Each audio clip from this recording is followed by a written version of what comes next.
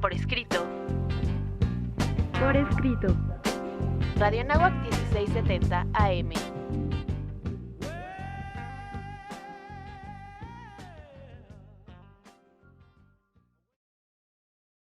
¿Cómo están? Qué gusto me da saludarles. Yo soy Raúl Sanz. Estamos aquí desde la cabina de Radio Anáhuac y el día de hoy nos acompaña.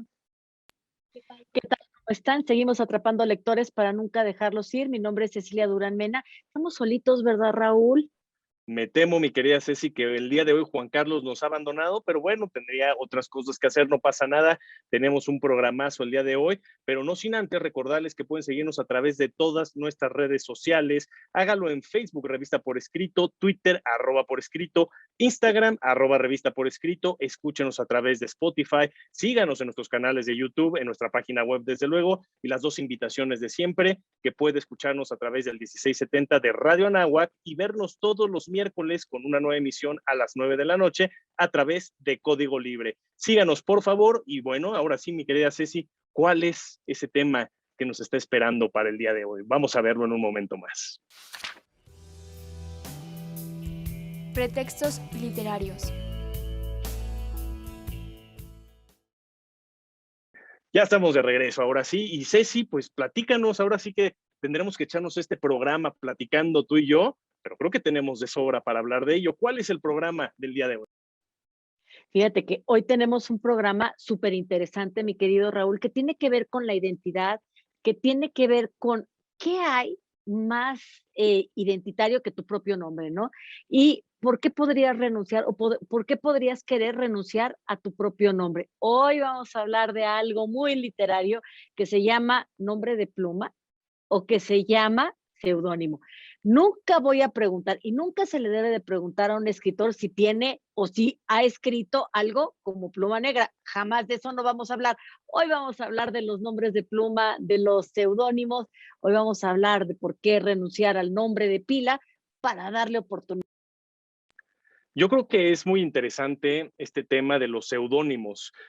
Hoy lo vamos a ir platicando, lo vamos a ir viendo cuántos autores, como ya lo adentraba Ceci hace un instante, han recurrido al uso de otro nombre. ¿Pero por qué? ¿Cuáles son esas razones precisamente? Uno que me causa gracia y que lo veía hace rato en el guión, por cierto, es que quizá pues el pobre hombre o la pobre mujer tiene un nombre muy feo, ¿no? Y simple y sencillamente no quería comercializarse con ese hombre, con ese nombre para publicarse.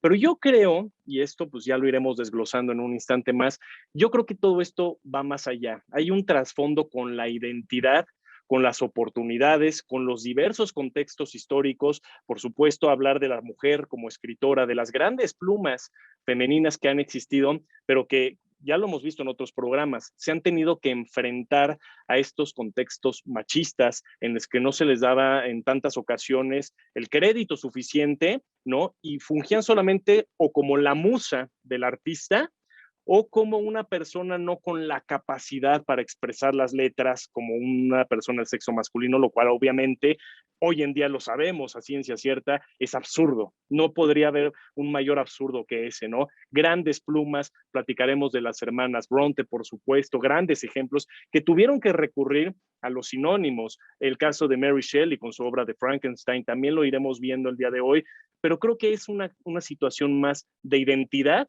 y de contexto que pues el nombre feo de un individuo. Y mira que a veces sí es por el nombre feo del individuo, ¿eh? Porque mira que llamarse Nepomuceno, pues, ay, jolines, y por eso le quitas a lo mejor, ¿no? El Diego Nepomuceno y le quitas y para que diga Diego Rivera nada más, ¿no? Por ejemplo, pero tienes mucha razón. Creo que hay cuestiones estéticas, sí tiene que ver con la belleza, con si se oye bien o si se oye mal, si es fácil de recordar o si es difícil, si se te hace moño la lengua al pronunciar ese nombre y tal, pero luego también hay cuestiones de protección de identidad. Es decir, que cuando yo estoy escribiendo de un tema súper, súper fuerte y que no quiero ponerme en riesgo a mí o a mi familia, y no es una cuestión de cobardía, es al contrario, renuncio a mi nombre para poner a salvo a otras personas, o como bien decía Raúl, de repente tienes que defender tanto las ideas que tienes que necesitas recurrir al nombre de otra persona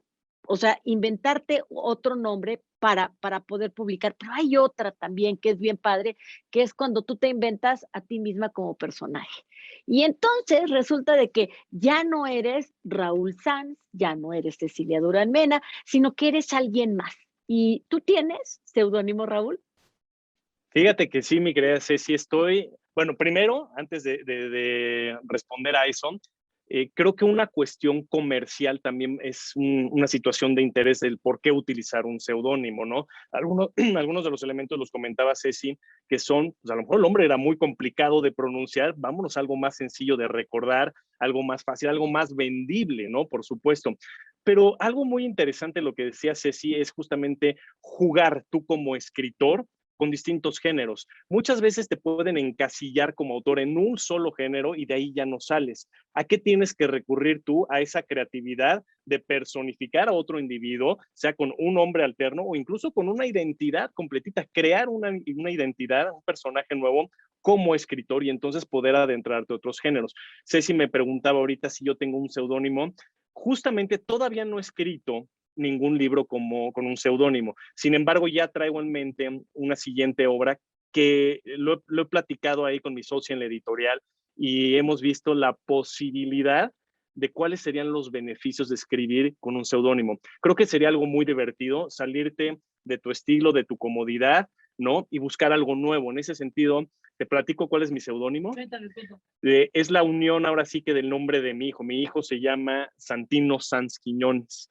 Entonces voy a empezar a trabajar con un seudónimo que se llama Santino Sanqui. Entonces creo que podría ser algo interesante, lo hemos estado platicando. Ya veremos si funciona, ya te platicaré qué ocurre, pero por ahí está ese experimento. Qué padre, Raúl. La verdad es que estos juegos, como los que hacía Pessoa con sus heterónimos, que de repente, o también Kierkegaard, ¿no? Que dialogaba entre todos sus heterónimos, son súper interesantes. Yo también tengo mi seudónimo y yo firmé el primer cuento con el que gané un premio, lo firmó Irún Sanginés.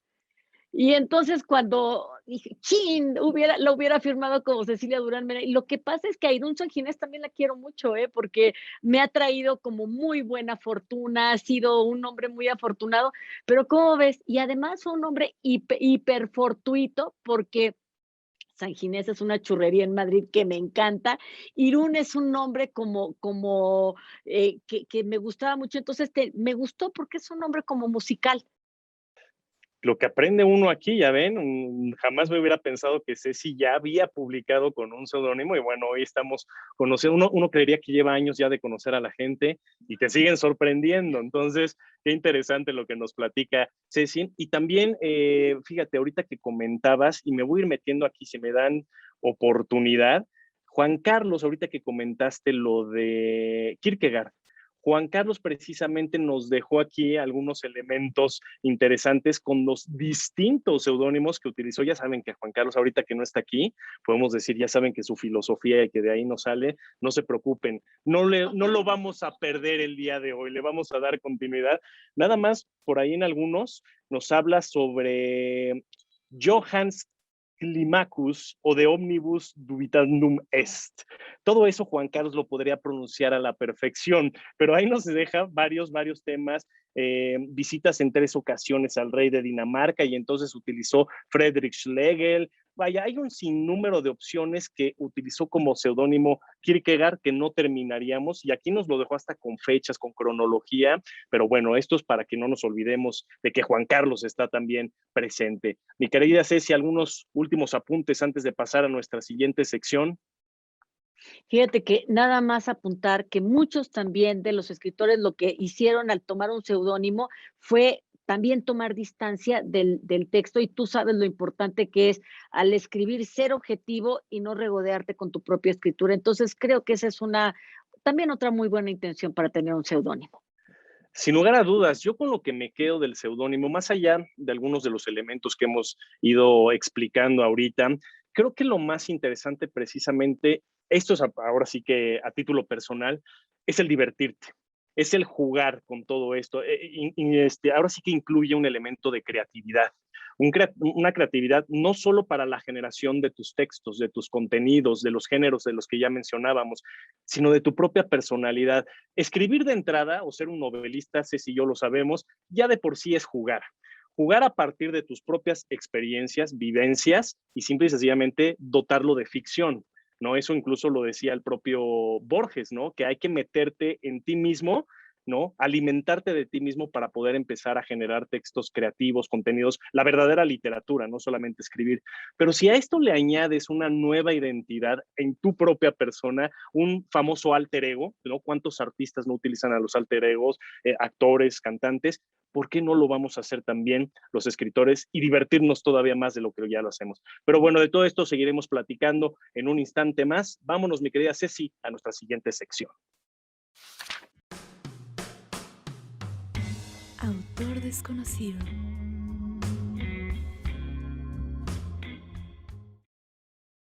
En esta sección de lo desconocido, el día de hoy les tengo una pregunta.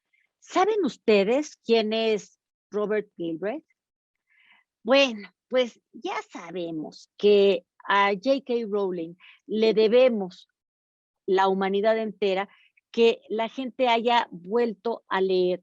Realmente lo que hizo con su maguito fue toda una maravilla. Todo el mundo en aquella época estaba leyendo, estaba al pendiente de cuándo iba a salir el siguiente libro de la saga, etcétera.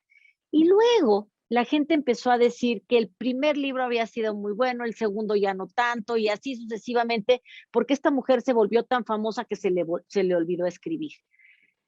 J.K. Rowling dijo, sí, con que esas tenemos, ¿verdad? O sea, ustedes piensan que de verdad yo no puedo escribir, pues ya me las pagarán porque yo sí sé escribir, porque yo sí soy una escritora que ha probado tener éxito, pero me voy a alejar un poquito de este manto protector que me da pues toda la fanaticada y toda la gente que ama al maguito, a Harry Potter, y déjame ver qué puedo hacer para alejarme. Entonces elige el nombre de un hombre y por eso decide tener un seudónimo masculino, Robert Galbraith, que utilizó para escribir una saga de novela negra. Las razones que ha dado es que quería llegar a los escritores sin estar precedida por su fama, sin contaminar al criterio lector en donde pensaran que se iban a encontrar o literatura fantástica o literatura infantil. Sin embargo, la verdad es que ella nunca ha sido muy clara de por qué decidió utilizar un seudónimo masculino, pudiendo haber utilizado uno femenino. The Cuckoo Calling ha logrado fenomenales críticas, que fue el primer libro de esta saga, ¿no? Y la verdad es que esta había sido criticada como una primera novela, como una novela debutante. Y la verdad es que Rowling lo que quería hacer era alejarse de toda esta presión que la había llevado a estar escribiendo muy rápido, a estar escribiendo por mandato, y ella quería escribir a su ritmo, a su cuento, en fin. La novela apareció en abril y tuvo unas aceptables ventas. Vendió 1,500 ejemplares en su versión de tapa dura y logró muy buena crítica, no solamente a nivel local, sino a nivel internacional. Después la verdad es que la gente opinaba que era un gran nuevo talento y muchos críticos como Peter James se quedaron asombrados por la habilidad de este muchachito, de este escritor debutante que tenía muy poquito perfil literario.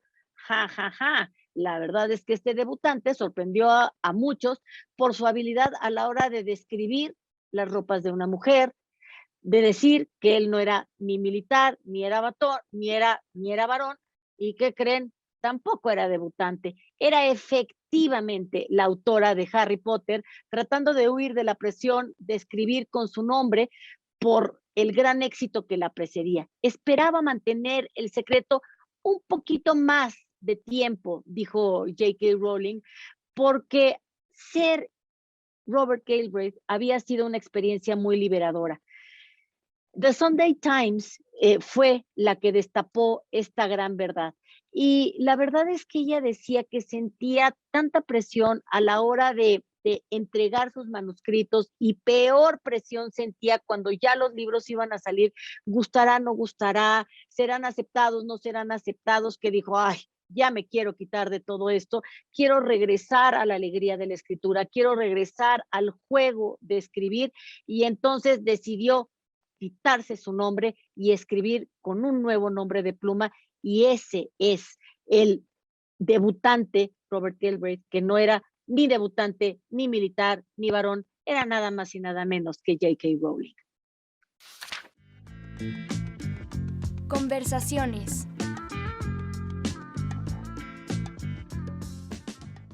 Bien, pues ya estamos de vuelta ahora sí en Conversaciones.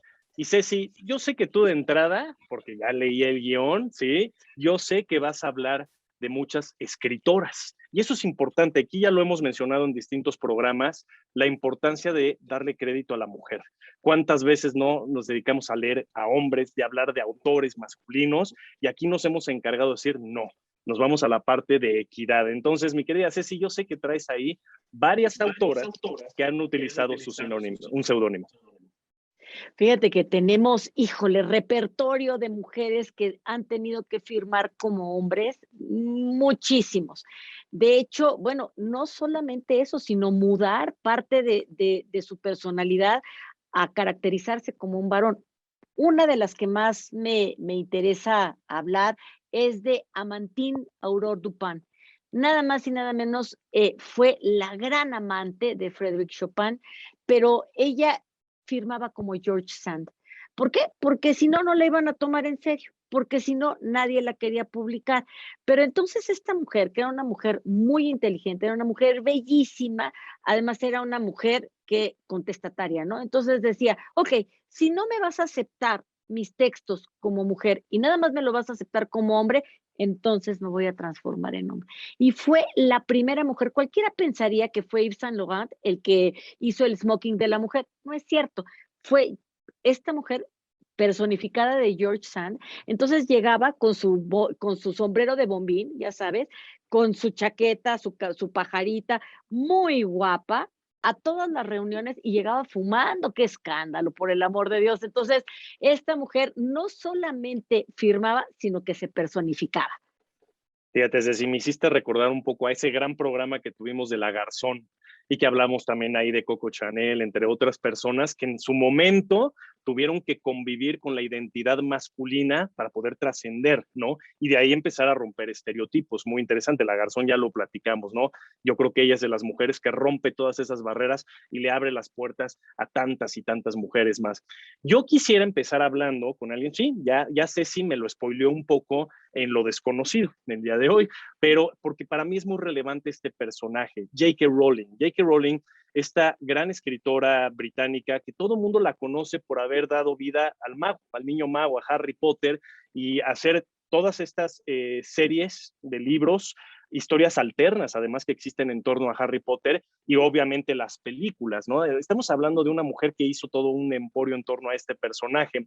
Sin embargo, esto tiene que ver un poco con lo que yo ya decía al inicio de este programa. ¿Cuántas veces no vas a necesitar tú como autor reinventarte? ¿Por qué? Porque no eres tú, sino que a veces el contexto, la sociedad, te va a cerrar las puertas porque ya te encasillaron. De esa manera, entonces, J.K. Rowling decide no querer escribir más sobre el maguito, sino que quería escribir novelas de corte completamente distinto, que podía ser de suspense, podían ser thrillers, etcétera, etcétera, y decide entonces adaptar una identidad y un nuevo nombre, en este caso masculino, el caso de Robert Galbraith, que precisamente se dedica a generar historias de este corte. Y hay que decir que no le fue nada mal en un inicio, ¿no? Hay varias historias de una vacante imprevista, El canto del cuco, El gusano de seda, etcétera, etcétera. Le empieza a ir bien, no como J.K. Rowling, pero le empieza a ir bien a Robert Galbraith. El problema ocurre cuando ella, sin desearlo, la descubren, ¿no? Alguien ahí va con el chisme, total y completamente, la exhiben, y la gente cuando se entera que Robert Galbraith es J.K. Rowling, bueno, las ventas de Robert Galbraith se van por los cielos absolutamente, lo cual para ella pues causa esta incomodidad de decir, yo quería que me reconocieran por mi talento, no por ser J.K. Rowling. Entonces ahí tenemos pues uno de los casos femeninos muy contemporáneos. Y lo curioso es que una persona que tiene tanto éxito, haya querido como renunciar a su nombre. Además, un nombre que ya es marca y que ya es franquicia, en fin. Yo te había dejado un dulcecito en el guión, que son las hermanas Bronte. Las hermanas Bronte es Currer Bell, es el nombre que Charlotte toma para publicar. Ella, pues, había nacido, ya sabes, en esta sociedad muy, muy tradicional, muy, en donde las mujeres tenían que ser bonitas, calladitas, se veían preciosas, era preferible que no emitieran opiniones, escribir, ay, por favor, mejor te morías de risa, ¿no? Pero bueno, las hermanas Bronte, mujeres con un talento que no lo podían evitar, no lo podían reprimir, dijeron, a ver, yo voy a escribir y voy a ocupar un nombre, y ella escribe nada más y nada menos Jane Eyre, y cuando publica Jane Eyre, Currer Bell. Currer Bell es el seudónimo, y claro, después, igual que sucedió con J.K. Rowling, llegó el verdadero nombre, y ahora, por fortuna, Jane Eyre tiene toda la fuerza del nombre de esta gran hermana Bronte. Yo quisiera platicar de mi autor favorito, de Stephen King. ¿Quién diría que con la carrera prolífica, enorme, gigantesca en bestsellers, en millones de dólares ganados a lo largo de todas sus publicaciones, Stephen King iba a requerir de un seudónimo, de otro personaje? Pero así lo decidió él en su momento también. Decía, a ver, la gente ya me reconoce a mí, y todo lo que yo saco, por ser Stephen King, lo compran de manera gigantesca. Quisiera también probarme a mí mismo que soy un escritor con cualidades, y para eso voy a necesitar utilizar un seudónimo. Y entonces, de esa manera, Stephen King decide crear el personaje de Richard Bachman, seudónimo con el cual ha publicado varias novelas, cabe decir, ¿sí?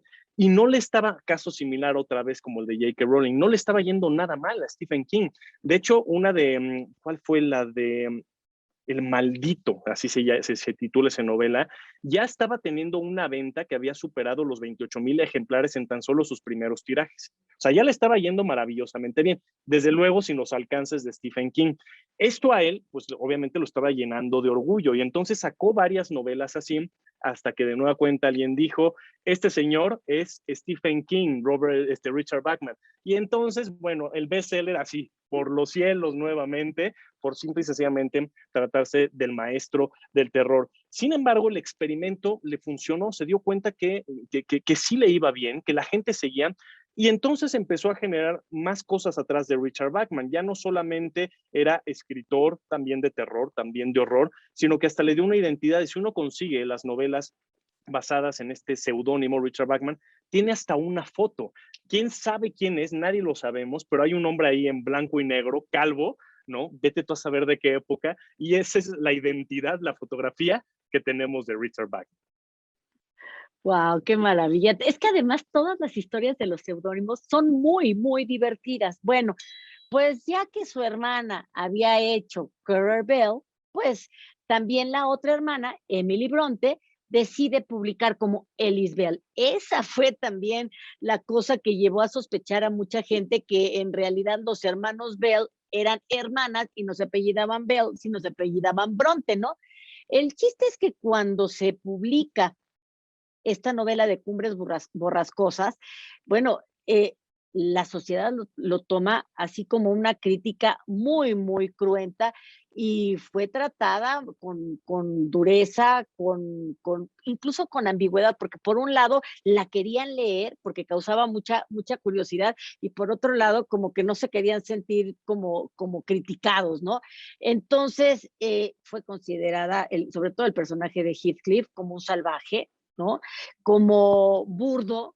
Sí, Heathcliff lo podríamos decir, es un personajazo. A mí Heathcliff me encanta, me encanta. Y bueno, tiempo después, Cumbres Borrascosas, la verdad es que llegó al lugar al que tenía que llegar, como una de las novelas más, no solamente más grande por la extensión, sino más profunda, que llegó a analizar la sociedad en, digamos, con una visión súper panorámica de 360 grados. Y la verdad es muy padre que los hermanos Bell, ya nadie sepa quiénes son, pero sí todos sabemos quiénes son las hermanas Bronte. Es correcto, Ceci, todo mundo, y si no deberían saberlo, ¿no? Pero bueno, yo te traigo una historia muy interesante de un autor que a mí me gusta mucho, de nombre Michael Crichton. Algunas personas que nos estén viendo y escuchando ahorita seguro sabrán de quién estoy hablando. Otros a lo mejor no tienen idea.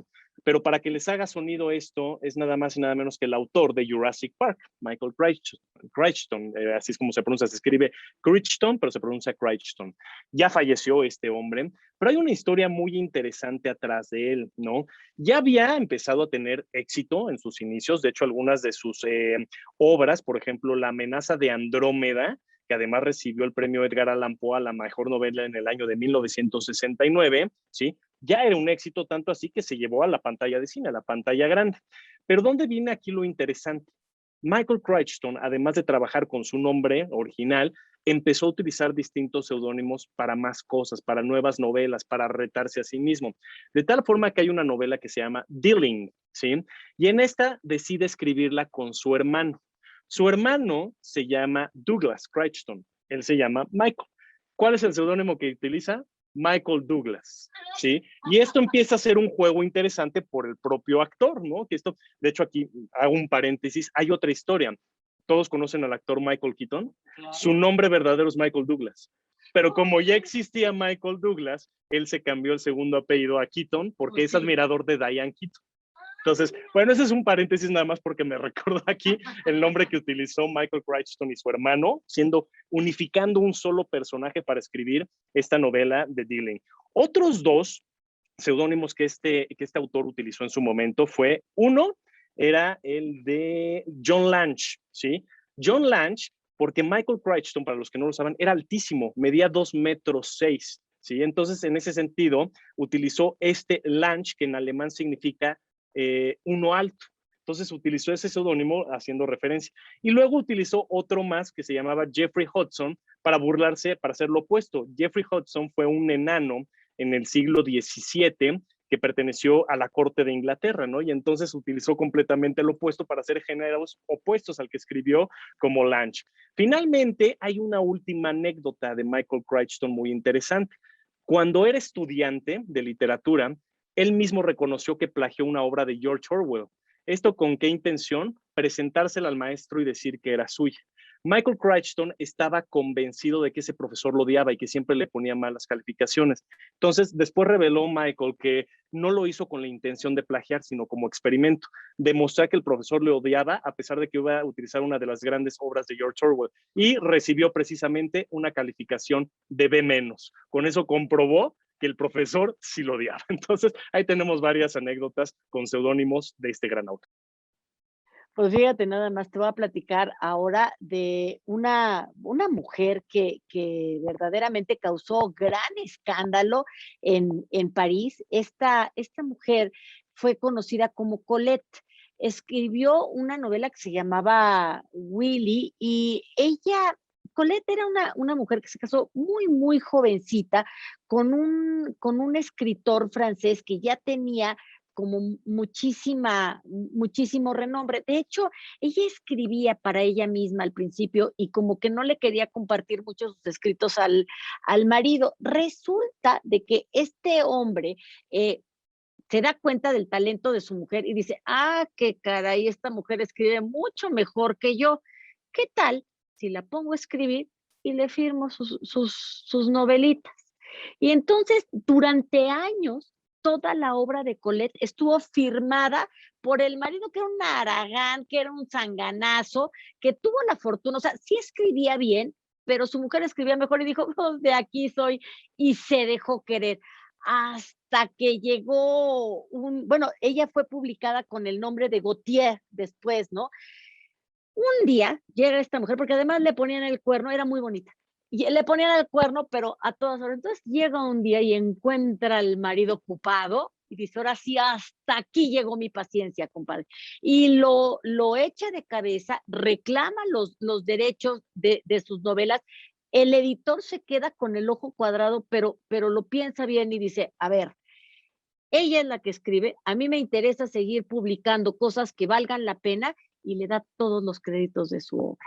Pero, híjole, o sea, hizo falta valor porque ella pensaba que podía perder todo, podía perder su posición social, podía perder sus escritos, podía perderlo todo, pero tuvo valor y lo logró. A ver, mi querida Ceci, ahí te van dos nombres, a ver si tú sabes quiénes son, ¿sí? El primero de ellos, los voy a leer para no equivocarme en la pronunciación o ser lo más fiel posible. Samuel Langhorne Clemens. ¿Quién es? Ay, no sé, a ver, no tienes ni idea. Ahí te va otro, ahorita te digo, espera. Charles Ludwig Dodson. ¿Quién sabe? Ahí te va el primero. Samuel Langhorne Clemens es el nombre verdadero de nada más y nada menos que Mark Twain. ¿Sí? Mark Twain empezó siendo un periodista muy destacado antes de convertirse en el gran novelista que ya todos conocemos, entre otros textos que escribió, por supuesto. Pero ¿cuál fue la situación? El nombre era muy largo, Samuel Langhorne Clemens, de tal forma que mientras era periodista decidió cambiar y empezar a escribir con un seudónimo denominado Mark Twain. Y a partir de entonces funcionó tan bien que se lo quedó para siempre. Y todo el mundo lo conocemos simple y sencillamente como Mark Twain. Ya no volvió a utilizar su nombre real, se quedó como Mark Twain. Ahí te va el otro que te mencioné. Ve nada más que el nombre. Charles Ludwig Dodson. ¿Quién demonios iba a aprenderse ese nombre y lo iba a seguir comercialmente? Pues estoy hablando de nada más y nada menos que de Lewis Carroll. ¿Sí? Ese es el nombre verdadero de Lewis Carroll, el creador de Alicia en el País de las Maravillas, o el nombre verdadero que es Las Aventuras de Alicia en el País de las Maravillas. ¿Por qué decide este hombre cambiar al seudónimo de Lewis Carroll? Porque él era un prolífico matemático, cabe decirlo, esto no todo el mundo lo sabe. Él era un gran científico, un gran matemático, le iba maravillosamente bien, de tal forma que al ser tan reconocido con ese nombre dentro de las matemáticas, dice, no quiero que me relacionen en el ámbito literario.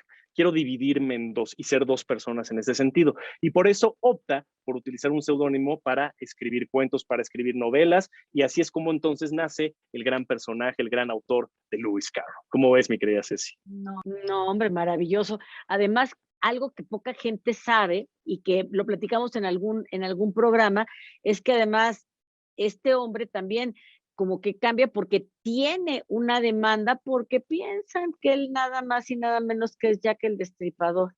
Entonces dice, ay, santo cielo, mejor me voy alejando de ahí y voy cambiando de identidad.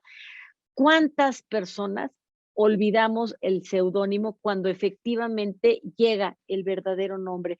Y Louise May Alcott, yo sé que te encanta porque es la autora de Mujercitas. Mujercitas, pues al principio salió firmada con un nombrecito A.M.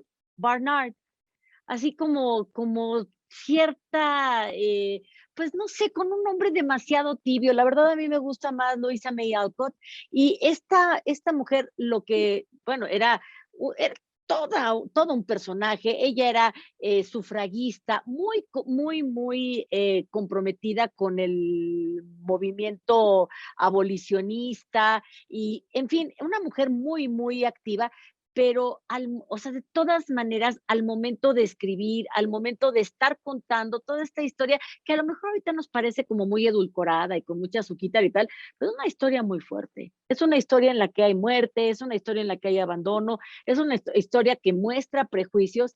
Pues ella al principio trató de publicar su obra, que mostraba el valor de la mujer, que mostraba que no te tenías que casar por interés, que te podías casar por amor y que no importaba.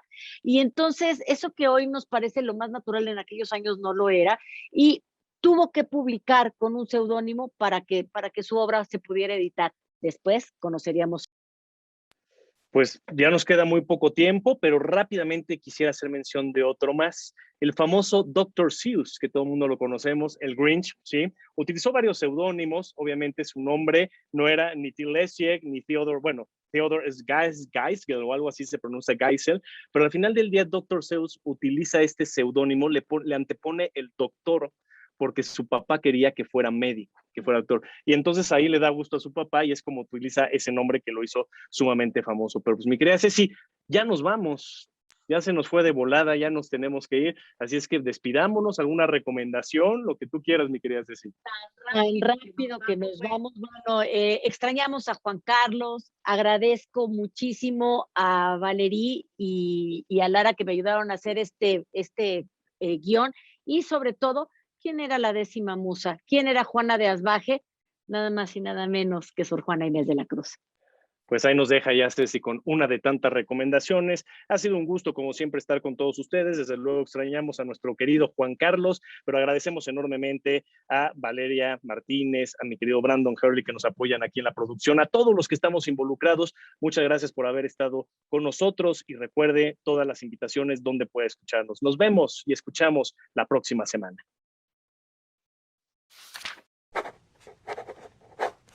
Ultimátum. El nombre que debía poner sobre las tapas impresas no me preocupaba. Había resuelto permanecer anónima. George Sand, Historia de mi vida.